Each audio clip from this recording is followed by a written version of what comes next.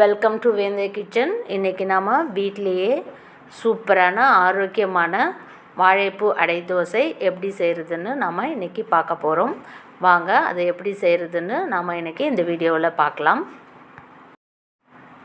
வாழைப்பூ அடை தோசை செய்கிறதுக்கு இப்போ 1/4 கப்பு கடலைப்பருப்பு எடுத்துக்கணும். அது கூட 1/4 கப்பு உளுத்தம்பருப்பு, அப்புறம் 1/4 கப்பு சிறுபருப்பு,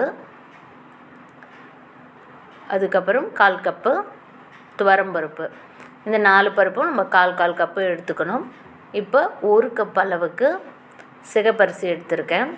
நீங்கள் எந்த அரிசி வேணால் எடுத்துக்கலாம். நான் இன்றைக்கி சிகப்பரிசி எடுத்திருக்கேன்.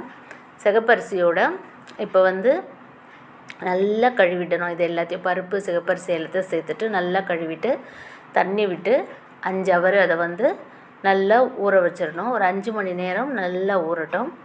இப்போ 5 மணி நேரம் ஆயிடுச்சு, நல்லா ஊறிடுச்சு. இப்போ இது கூட 1 கப் அளவுக்கு வாழைப்பூவை எடுத்துக்கணும். அந்த வாழைப்பூவையும் இந்த பருப்பும் சேர்த்து நம்ம இப்போ அரைச்சிட்டு வர போகிறோம். இப்போ பருப்பை தனியாக அரைச்சாச்சு. அப்புறம் வாழைப்பூவை தனியாக அரைச்சிட்டு ரெண்டுத்தையும் ஒன்றா மிக்ஸ் பண்ணிடணும். ஒன்றா மிக்ஸ் பண்ணிவிட்டு அது கூட தேவையான அளவுக்கு உப்பு போட்டு நல்லா மிக்ஸ் பண்ணணும். இப்போ தேவையான அளவுக்கு நான் உப்பு சேர்த்துக்கிறேன். உப்பு சேர்த்துட்டு நல்லா மிக்ஸ் பண்ணிடலாம். கரண்டியை வச்சு நல்லா உப்பு நல்லா கரையிற அளவுக்கு மிக்ஸ் பண்ணணும். தண்ணி எதுவும் நிறைய ஆட் பண்ண வேணாம். அடை தோசைன்றதுனாலே இந்த மாவு கரெக்டான பதத்தில் இருக்குது.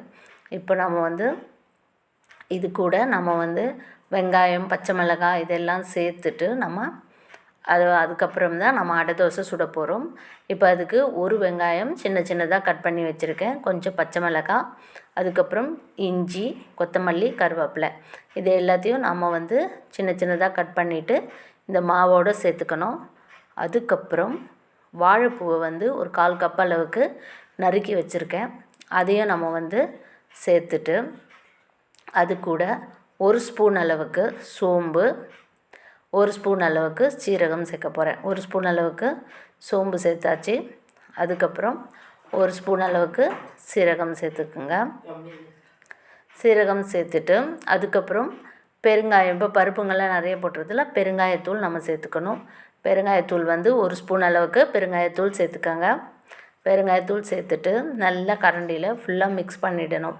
இந்த மாவு, இந்த வெங்காயம் எல்லாம் ஒன்று சேர்கிற மாதிரி நல்லா கரண்டியை வச்சுட்டு இப்போ எல்லாம் நல்லா மிக்ஸ் ஆகிடுச்சு. நல்லா மிக்ஸ் பண்ணணும். நல்லா மிக்ஸ் ஆகிடுச்சு. இப்போ நம்ம அடை தோசை சுட்டுடலாம். இப்போ அடை தோசை சுடுறதுக்கு ஸ்டவ் பற்ற வச்சுட்டு தவா வச்சுருக்கு. தவா சூடாகிடுச்சு. இப்போ அதில் நம்ம கொஞ்சமாக எண்ணெய் விட்டுட்டு வெங்காயத்தை சேர்த்து நல்லா ஃபுல்லாக தேய்ச்சி விட்டுட்டு அதுக்கப்புறமா நம்ம இந்த அடை தோசையை ஊற்றி நம்ம சுட்டு எடுக்க போகிறோம். இப்போ 1 கரண்டி அளவுக்கு நான் மாவு எடுத்திருக்கேன். உங்களுக்கு பெரிய தோசை வேணும்னாலும் சுட்டுக்கலாம். நான் இந்த அளவுக்கு தான் தோசையை சுடுறேன். இதுக்கு தேவையான அளவுக்கு நெய், நல்லெண்ணெய் எது வேணால் விடலாம். இப்போ நான் கொஞ்சமாக நெய் விட்டு சுட போகிறேன். அது நெய் விட்டுட்டு இதை கொஞ்சம் மூடி போட்டு வைக்கணும். மூடி போட்டு மிதமான சூட்லேயே வச்சுட்டு நம்ம இதை வேக வச்சு எடுக்கணும்.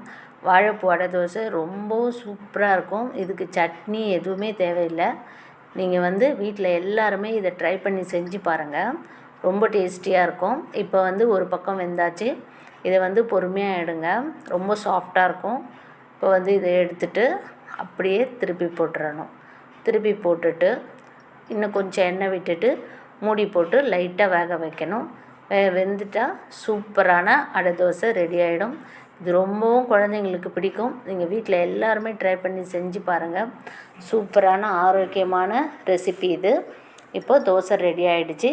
இதை நம்ம எடுத்துடலாம். பாருங்கள் எவ்வளோ சூப்பரான தோசை ரெடி ஆகிடுச்சு. இப்போ இதை நான் எடுத்துடுறேன். எடுத்தாச்சு. அதே மாதிரி எல்லா தோசையும் சுட்டு எடுத்துடலாம். வீட்லேயே சூப்பரான ஆரோக்கியமான அடை தோசை, வாழைப்பூ அடை தோசை ரெடி ஆகிடுச்சு. இது ரொம்பவும் ஆரோக்கியமானது. நீங்கள் வீட்டில் வாழைப்பூ வச்சு வடை தான் செய்யணும்னு அவசியம் இல்லை, கூட்டு செய்யணும்னு அவசியம். இந்த மாதிரி வாழைப்பூ அடை தோசை பருப்பெல்லாம் போட்டு செய்கிறப்ப ரொம்பவும் ஆரோக்கியமானது. குழந்தைங்கள்லேருந்து பெரியவங்க வரைக்கும் எல்லாருமே சாப்பிடலாம். இந்த டிஷ் உங்களுக்கு பிடிச்சிருந்தா நீங்கள் லைக் பண்ணுங்கள், ஷேர் பண்ணுங்கள், மறக்காமல் சப்ஸ்கிரைப் பண்ணுங்கள். தேங்க்யூ.